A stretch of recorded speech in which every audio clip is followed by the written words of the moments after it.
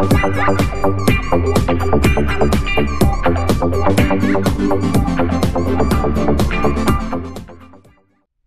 to another edition of 805 Sports Talk, and we got the whole crew here today, and we got a lot to get into. A lot went down already on Tuesday, and a lot more happening the rest of this week. But we'll start with LPL baseball. Lorenzo, you caught the game at Santa Ynez. The Braves were over there.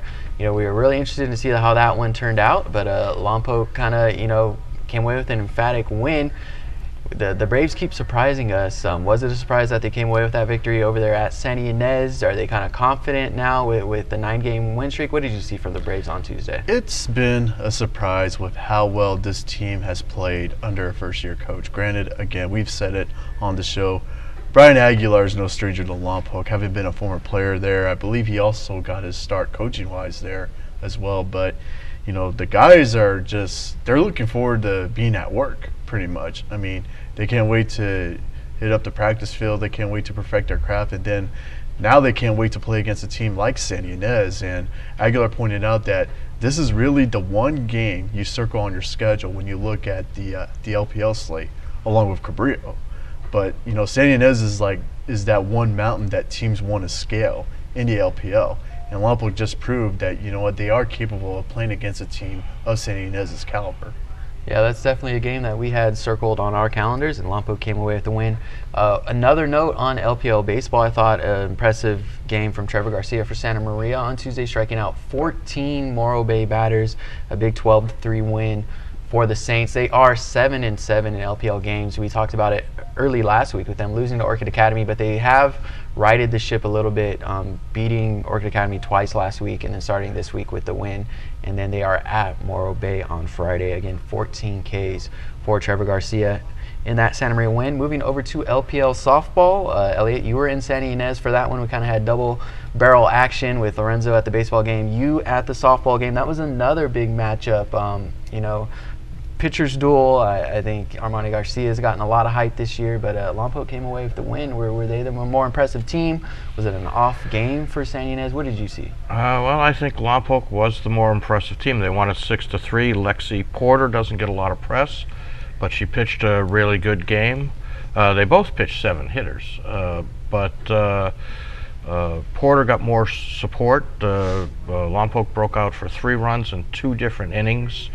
Although Santa Ynez scored first, they got 2 runs in the 4th inning and in the 3rd inning, and they were on pass balls, consecutive pass balls. And once Lompoc stopped making errors, then they really had the game in hand. Lompoc Braves hit up and down the lineup.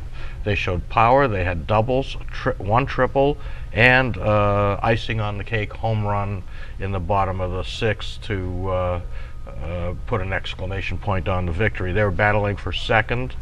That puts Lompoc at 6-1 in the league. They also have a first-year coach who's not a first-year coach. But she is this year. Margie Ledgerwood, who seems to have coached everything over there, is back again behind the bench after having a couple seasons off, and she knows what she's doing, and she gets the most out of these kids. But the pitchers, both of them, Armani Garcia and Lexi Porter, did a great job. But Santa Ynez's problem is they hit the ball, they hit it often, but they hit it at somebody. And Lompoc's defense came through time and time again. And Lompoc's hitters, they have Haley Larsh, their catcher, Heidi Cardenas, Alicia Lowry, Maya Mendoza. They all found holes in the defense. They hit it to some place, what the old cliche, hit it where they ain't, and they did that. And that was the difference. They hit the ball to clean spots between outfielders. They got one great ground rule double that actually bounced once and went under the fence in right field.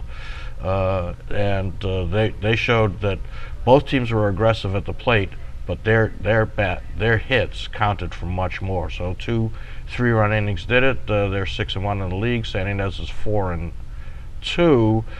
They don't finish actually their first half of the season until today, because they got to play Cabrillo in a makeup game. If they win that, they would be 5-2 in third place. Nobody's catching Templeton. They have a girl named Ashley Doherty up there. She's 7-0 in the league. She's 11-0 in the season. The team is 4-0 without her, so they're 15-0 in the season. She's the class pitcher, but these two are the second and third best in the league.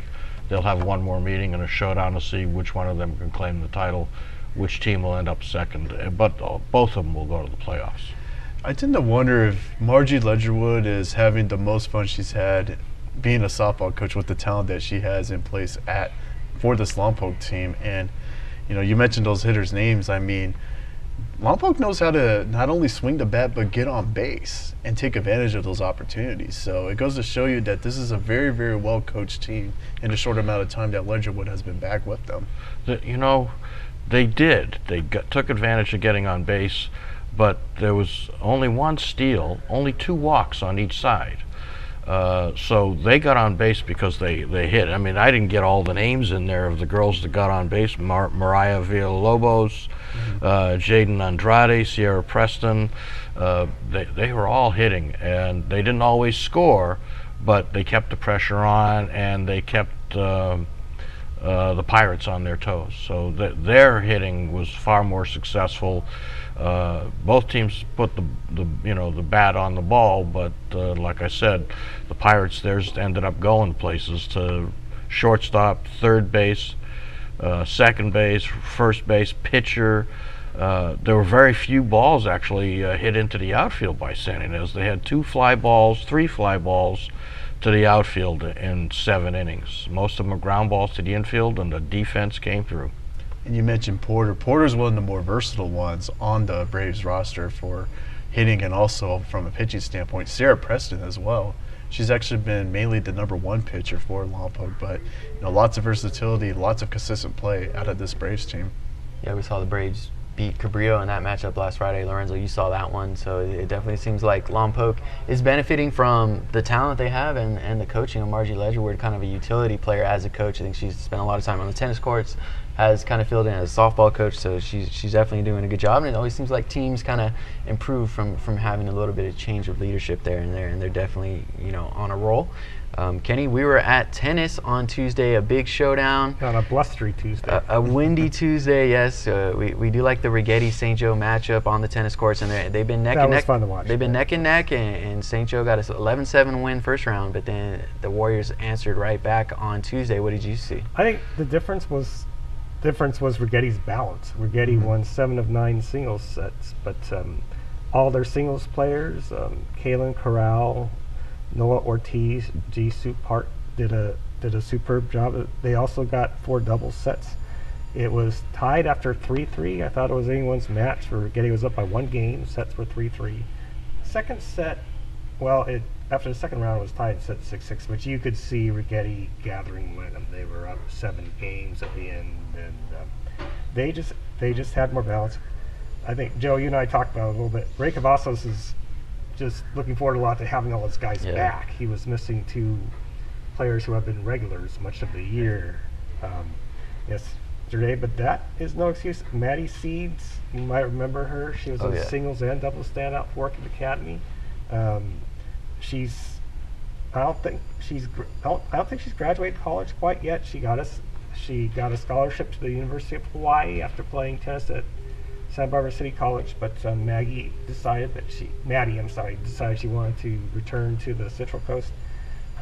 She said that coaching was a bit of a struggle for her early on, but now I think she's really settled into her coaching rhythm. You could see that the players respect her. She has control of that team. They're buying into what she's doing, and you can tell when she talks to them, they respond. This was a big match. Righetti got slightly in the driver's seat for 3rd place. Slow and AG are going to take the top 2 spots again. But St. Joseph, Righetti, and Paso Robles are battling for 3rd. A lot to be decided yet because Righetti and St. Joseph still have Paso Robles to play once more. What are the chances of them both making the playoffs? Do you think there's a pretty high chance of that, or do you think it's going to be one or the other with Righetti and St. Joseph? I think it's maybe 50-50. I think just based on what they both did against pass rolls in the past. I think Righetti has a slight advantage. St. Joseph's advantage is that they have pass rolls at home next week. But St. Joseph lost the pass rolls 11-7 up there. Fairly convincing. I'm not sure if Ray was at full strength or not. Righetti did win by games down here, but their disadvantage, of course, is they have to go up there.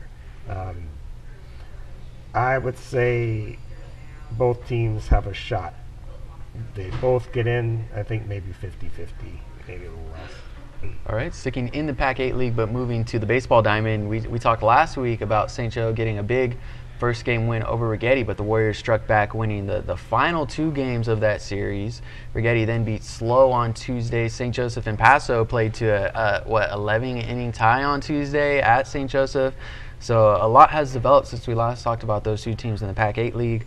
What did you see from Righetti, bouncing back, winning on Friday over St. Joe to take that series, and then maybe somewhat surprising win over SLO on Tuesday? Well, I know Elliott will be covering Righetti's game today, so I'm sure he'll have his impressions by seeing them in action. But from what I've seen, Righetti's got a pretty good pitching thing going now. The past few games, I mean, let's face it, they really took a hit from graduation. I think Brian Tomolka's been there a long time, more than 10 years. I thought the pitching staff he had last year was the best he ever had, with New York Yankees signing Matt Sauer, then Mitchell Bagby in the 2nd spot, Alex Castellanos in the 3rd spot. And of course, they were all seniors and graduated last year. But now, with Josh Glazewski and Ryan Delgado starting, and Justin Glazer coming out of the pen to close, they've had a pretty good thing going the past years. I think they have some momentum going. I like the position Righetti's in right now. I think of the 3 or 4 teams battling for 3rd, 4th place, so forth, maybe having go at 2nd or so, I think Righetti's got the most momentum out of that group. Yeah, and the Warriors do have a lot of experience in coaching. Some of those players are experienced. I think maybe Jaden Libertis can kind of settle them down, keep them going. Again, at SLO on Wednesday for Righetti, and then they will host SLO on Friday, I believe. Cooper Benson is going to be starting for SLO at some point in that matchup. He's gotten a lot of attention and will likely be a maybe top 3 round draft pick in June when the MLB draft comes around. So they'll have to face him.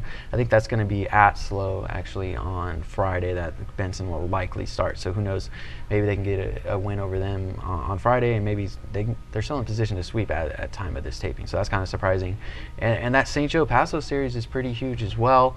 It seems like St. Joe's played really well on Tuesdays, and that happened this week with them playing Paso to a tie. A lot of people That's are expecting. That's a good point. They beat San Luis Obispo the first. No, I take that back. San Luis Obispo did beat them on a Tuesday, and St. Joseph won on a Wednesday. Yeah, we saw Zach Trevino get that complete game win last Tuesday over Righetti. So it seems like they got a little something going for them on Tuesday. We'll see what happens to the rest of that series, but they'll be back at St. Joe on Friday, and that's going to be a big series. I texted Tom Mott, and he said that they would leave that a tie. I think that was a smart decision. This is high school baseball. I think there are things that should be sacred in this world. I don't think baseball games must never end a tie is one of them. It's the regular season. I don't know what you guys think about it, but to me, it's the regular season. These are high school players. They're not Major League Baseball players. And yes, St. Joseph did not have any lights, but in any case, I really think, obviously, unless it's a playoff game, somebody has to win because somebody has to advance. But Yeah. I think 11 innings really should be the limit because they've already definitely played a de facto game and a half, a little more actually. And when you get to the 5th, if you get to a 12th or 13th inning, you're getting in the neighborhood of 2 games in 1. And for high school guys, that is a lot. Yeah. I mean, I think you're increasing the injury risk. And just think, if they would have tried to play off that St. Joseph pass rolls tie, maybe they would have had pass rolls come down on Saturday, which I don't think would have been fair to pass rolls. You would have had extra expense incurred probably in getting team bans, extra expense incurred in having to pay umpires for a Saturday, which they weren't planning to work on anyway. And a lot of these guys took a lot of vacation time to work earlier in the month at all the baseball tournaments that were going on. So I just think it was a smart decision all the way around. Yeah, hopefully if it does remain as a tie, that's a sign of common sense prevailing there. And yeah, if you're really adamant against ties, then maybe start the games earlier. I think we're with 4:30 p.m. starts for those Pac-8 League games, so that's kind of a late start. I know we are in spring where we have a lot more sunlight to deal with, but those 4:30 p.m. starts, you start getting to a 3-hour game, you're most likely going to be playing at twilight. So yeah, if you're really against ties, you got to start the games earlier. Are you going to restart it when they come back to St. Joseph on Friday or something like that? Yeah, so there would be even no guarantee that would end quickly if they did try it. Yeah. Play a tie, if they did make another trip. Or down. play these games in Alaska, because I heard out there 9 p.m. is when the sun sets. Yes. Although the travel expense might get prohibitive. Yeah. I don't know how much baseball they play out there. Oh, they play some. Yeah, there's some baseball out there in Alaska. They have a famous league up there, Yeah. for sure. Yeah. Moving on, the school year is almost over, but we still have quite a few athletes signing national letters of intent. Some more recruiting news. So on Monday, we saw Zane Shecker, the Righetti girls basketball star. She signed her national letter of intent, making it official with Sonoma State. She's been committed to them verbally for quite a while, so it was good to see her finally put pen to paper and make that official. But with Zane's signing, it wasn't one of those typical signings. I thought there was some more emotion there with all that she's gone through, and she talked openly about it, where she wasn't a good student early on in her career, wasn't a really committed athlete. She didn't know what sport she was best at. She didn't know what sport she really wanted to play, and she talked about that relationship that she developed with Desiree Hitch. She was Dominguez when Zane Shecker first got there, but they really developed a good relationship, and they talked about how they worked really well together to get Zane to this point, get her grades up. I think she had a 1.8 GPA at one point in her sophomore year, and wasn't able to play in the state playoff game. Got that GPA up to a 3.3 later on that year, and graduated. Well, it hasn't graduated yet, but got a 4.0 this year as a senior, so that's really great. I thought it was cool how they talked about that, and hearing Des talk about Zane and Zane talk about Des and all her coaches that have been really helpful. That was cool to see. That we kind of overlook that sometimes, how helpful a lot of these teachers and coaches are in getting these athletes onto the next level, and I thought that was really the epitome of what a lot of these coaches and teachers do in helping these kids. And Zane Sheckard is a sign of that, and hopefully we wish her the best at Sonoma State, and it should be fun. Ashley Reynoso is at Cal State Monterey Bay, and they are in the same conference, so there's probably going to be a few matchups between Zane and Ashley at the next level. That's Division II basketball. So that, you never know; they might cross paths with Erin Jenkins. She's going in the same division. Yeah, I wouldn't be surprised. I think the four of us can agree that a story like Zane Sheckard's is stuff that we often go for. We often like going for those human heart aspect stories, and Zane's like rooting for underdogs. Yeah, I mean, with Zane, to me, it's great to see that somebody who was ineligible finally have the light bulb clip in. I mean, it's one thing to raise it to 2.5 or 3.0, but she managed to raise it to a 4.0 in not even 2 years. So it says a lot about the work ethic she has in the classroom, along with the basketball prowess that she displayed. Yeah, congrats to Zane, and we've seen a lot of those signings for the Righetti girls basketball program since Hitch has been over there. We had Danita Astorga signing last year with Viola, and then 2 signings this year with Reynoso and Sheckard, and I'm sure we'll have some more signings from the Righetti Warriors down the road. Elliott, you had a signing last week. 2 San Ynez girls are kind of going together down to San Diego. What did you see from Sarah Perkins and Emily Donahue signing? Well, they're great kids. They're great student athletes. They've been teammates on the track team for 3 years. Emily has been a track participant all 4 years, and Sarah Perkins joined the team her sophomore year after being recruited by the coach, who saw her play basketball, and she played basketball all 4 years. But Sarah Perkins is going to UCSD on a track scholarship, and Sarah Perkins and Emily Donahue is going to Point Loma Nazarene. They're both San Diego schools, so they'll be near each other. They're in completely different conferences, and they're so different as people and what they do on the track. Sarah is a thrower. She throws the shot and the discus, and then in college, she'll be adding the javelin and the hammer, which they often don't do in high school because of extra cost and insurance and the possibility of injury. They just don't have it at high school. While Emily's a distance runner, she goes the mile, the 2 mile, which in college will be the metric mile and metric 2 miles, so the 1,500 and 3,000. Funny, third one of their classmates, Sarah's twin brother Matt, is also going to San Diego State, but while he's a track star for the high school, he's just going for academics to San Diego State. They're really nice kids. One is going to major in mathematics. You talk about grade point averages. They both have 4 3s. So Emily's going to major in mathematics, which is not tough, and it's great to see a young woman going into a field like that. And Sarah's going to be more of the athletic trainer type, physical therapy, kinesiology, and then they're both hoping to come back home. And of course, their athletic director is already lobbying with them to not only come back home, but to come back home and coach and teach. But they're both nice kids, and they've had great high school careers between them. They have a ton of San Ynez high school records, and they're off to college, but they'll only be about 15 minutes apart. And then twin brother Matt will be in the neighborhood too, so that that helps. They'll be close enough that the family can see them, and that's what Mom and Dad said on both of them, that we get to see them because they're so close. We can go down and watch their home meets, and they can get home on an occasional weekend, so it's nice. We've seen kids that go all the way back to the East Coast. Just the other day we had one signed with the University of Tampa. So this is not a bad drive for parents. So but they want to change, and San Diego's going to provide it. A little more sun than we get in Santa Maria. It's a beautiful drive too, going through that beach as well. So yeah, once you get below Orange County. Yeah, once you get past San Clemente. Yeah. Now, another kid from the area who hasn't signed yet, but I'm sure will have his day soon enough, is Caleb Thomas.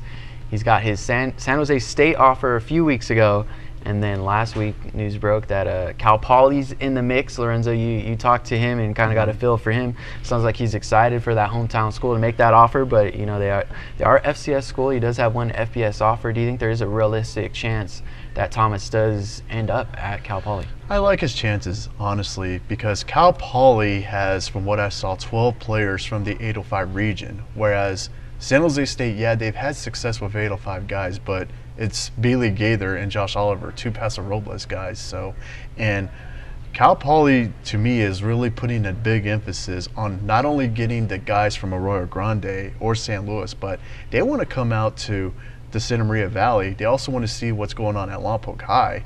And we saw CJ Cole and Fenton Will from St. Joseph move on to Cal Poly. So that right there, Caleb actually is very intrigued by that, knowing that there are some diamond in the rough types in the Santa Maria Valley at a Righetti. And where does he fit scheme-wise, with what Cal Poly is running now? Things could change in the future. He's shown some versatility playing on offense, defense. He's a big guy. Where do you think he would make an impact? He's told me that Cal Poly is looking at him more on the defensive line. I mean, right now he's about 6'4", 260. We don't know how much bigger he'll get at the next level, but I mean, in terms of height, in terms of athleticism, he'll be an excellent fit on that defensive line, especially with the amount of run-heavy teams and even some of the spread teams that Cal Poly sees in the Big Sky.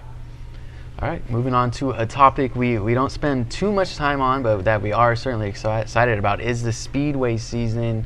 Elliott, you kind of got a feel on what's going on with the ownership at the Santa Maria Speedway. The season's coming up. If you've gone to the mall lately, you see all their cars out there, different models, late models, all the different kind of cars that they run at that track there. Can you kind of get us caught up to speed on what's going on with the Santa Maria Speedway? All right, the Speedway kicks off season number 65 on Saturday. It's the first season that the track will not be owned by the Fort family. Doug and Nettie Ford opened the track in 1954. After Doug died in 1999, Nettie took it over, but she leased the track to promoters, and then after she passed away last spring, the family decided that when the season ended, they were going to sell it, and they sold it to Nick Dugan. He's actually an Australian, but he lives in Arroyo Grande and has lived there a long time, and he also owns the Mustang Water Park out at Lopez Lake, and he's committed to bringing family entertainment not only to his water park but to the track. So the 65th season will kick off Saturday with a full show, all the kind of cars they bring in, lake models, wing sprints, pro stocks, mini stocks, dwarf cars, mini dwarfs. They have so many categories, but they'll all be there apparently.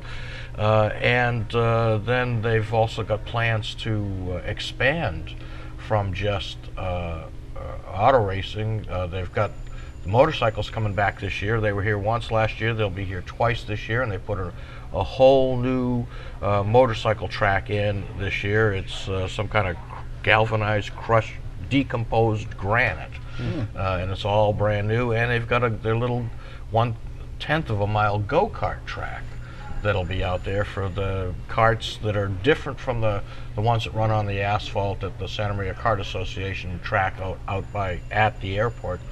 That's a 1 mile road course on a nice smooth asphalt surface. This is on a 1/10 of a mile oval, and you can't run those airport cars over at the Speedway because they'd get ripped apart. So they have to have bigger wheels, higher suspension, and it's a lot of fun to watch them run around that small track. So that'll all be coming back. They're going to bring in concerts. They're going to bring in a monster truck show.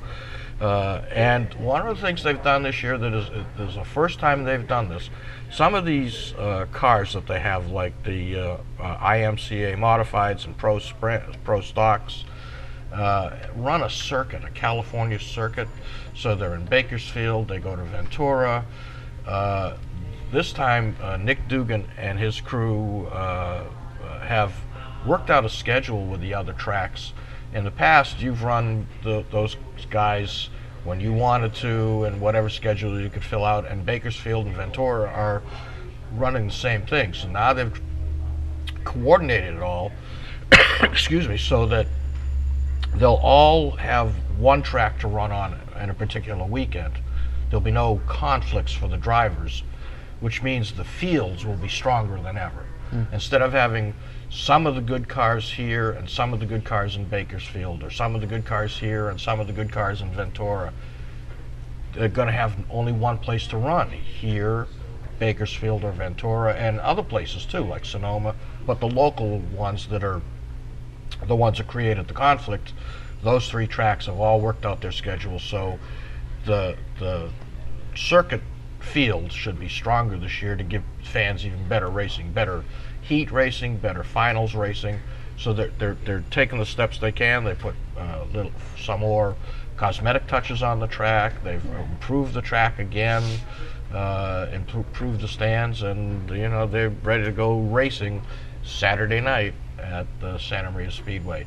And because of bizarre circumstances with previous promoters, they don't use SantaMariaSpeedway.com. They use SantaMariaRaceway.com, even though they are still the Speedway. So go to SantaMariaRaceway.com. But you can buy your tickets, and they're working on it, and they should have it up soon where you can buy your tickets online.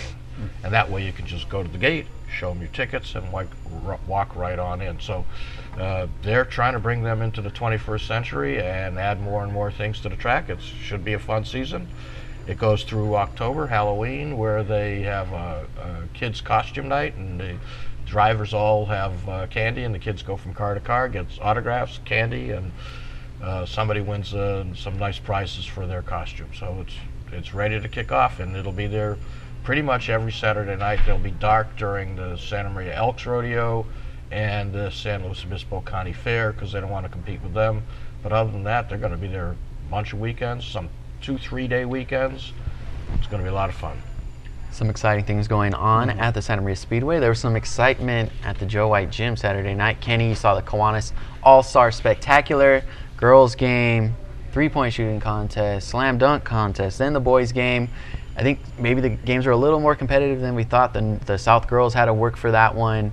North boys won. Kyle Colvin went off. He won MVP. Aaron Jenkins won the girls MVP. No one was really surprised that Elihu Cobb won the slam dunk contest. I think it was Sam Brackett won the girls three-point shooting contest. Colvin also won the boys three-point shooting contest. A lot went down. Kind of a pickup game feel to it. How would you kind of sum up the action there? I think Aaron Jenkins's assessment, I think, was correct. She said the South team did want to treat it like a pickup game, and the North team, all 6 of them, was more serious, and then the refs started calling some serious fouls. I think that is correct.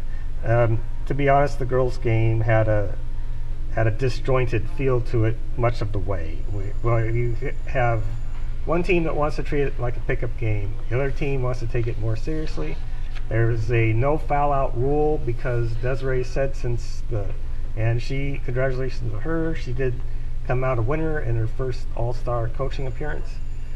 She said since the North only had 6 players, they didn't want anybody to foul out, so players could commit an unlimited number of fouls without fouling out, and there was no shot clock, yet the South put up 33 threes. Aaron made the only 2 that went in. The North wasn't much better from beyond the arc, 1 for 23.